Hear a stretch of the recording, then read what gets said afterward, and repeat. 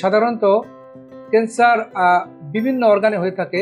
বেশিরভাগ ক্যান্সার হয় সলিড অর্গানে, এটাকে আমরা বলি সলিড টিস্যু ক্যান্সার। তারপরে আরেকটা গ্রুপ ক্যান্সার আছে যেটা আনুমানিক 20% হয়ে থাকে ব্লাড ক্যান্সার। আর সলিড টিস্যু ক্যান্সার মোটামুটি 80% মতো বিভিন্ন স্টাডিতে পাওয়া যায়। আর ব্লাড ক্যান্সার 20% মতো। সলিড টিস্যু ক্যান্সার হলো যে সলিড অর্গানগুলোতে যেমন যেই ক্যান্সারগুলো হয়, যেমন কোলন, স্টোমাক, লাং, আর লিভার, প্যানক্রিয়াস, এগুলি হলো সলিড টিস্যু ক্যান্সার।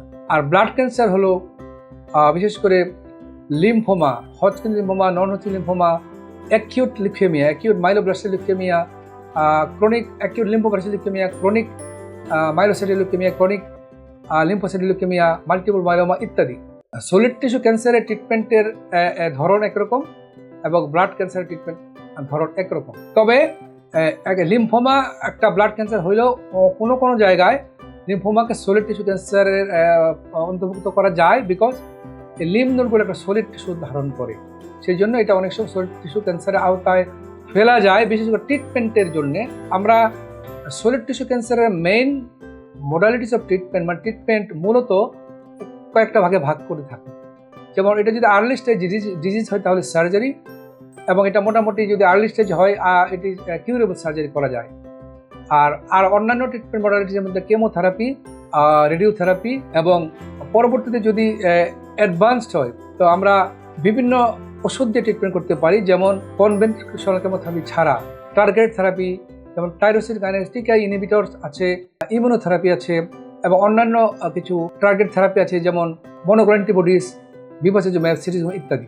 ব্লাড ক্যান্সারের ট্রিটমেন্ট মডালিটিস মূলত কিমোথেরাপি।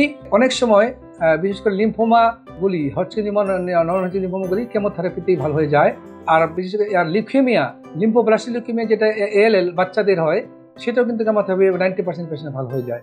আর অন্যান্য যে ক্যান্সারগুলো আছে, যেমন মাল্টিপল মাইলোমা এবং অ্যাকিউট মাইলোব্লাস্টিক লিউকেমিয়া, এইগুলি কিন্তু কেমোথেরাপির পরে যদি আবারও রিল্যাপস করে তখন আমরা বোন ম্যারো ট্রান্সপ্লান্টেশন করতে হয়। বোন ম্যারো ট্রান্সপ্লান্টেশন মূলত ব্লাড ক্যান্সারের বেলায় প্রযোজ্য। ব্লাড ক্যান্সারের বেলায় সার্জারির রোলটা কিন্তু মিনিমাম বা কম বললেই চলে, আর রেডিওথেরাপির রোলও খুব কম।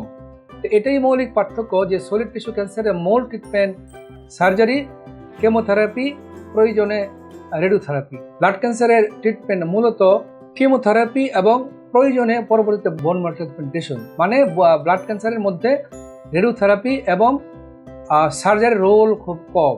শুধুমাত্র রেডিওথেরাপি রোল কখন হয়, যেমন আমরা যদি লিম্ফোমা ট্রিটমেন্ট করি, কিছু কিছু লিম্ফ নোড যদি রেজিস্ট্যান্ট টু ড্রাগ হয়ে থাকে তখন সেটা লোকাল রেডিওথেরাপি দেওয়া হয়। এবং মাল্টিপল মাইলোমাতে বিশেষ করে যেই বোনসগুলো বেশি মাত্রায় ক্ষতিগ্রস্ত হয়, যদি ফ্র্যাকচার অফ দ্য বোনস হয়, ফ্র্যাকচার অফ দ্য ভার্টেব্রা হয়, তখন সেগুলো রেডিও দেওয়া হয়।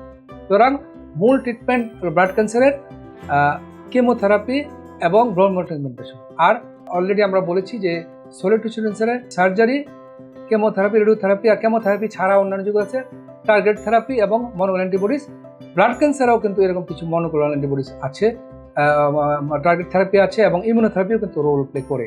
যেমন ব্লাড ক্যান্সারের যে মনোথেরাপি বা টার্গেট থেরাপিগুলো ইউজ আমরা করে থাকি, যেমন রিটুক্সিম্যাব এবং বেন্টুক্সিম্যাব এই ইত্যাদি ওষুধ, যেটা সাধারণত মেডিকেল অঙ্কোলজিস্টরা না, বিশেষ করে হেমাটো অঙ্কোলজিস্টরা ডিল করে এবং মেডিকেল অঙ্কোলজিস্টরাও ডিল করতে পারে।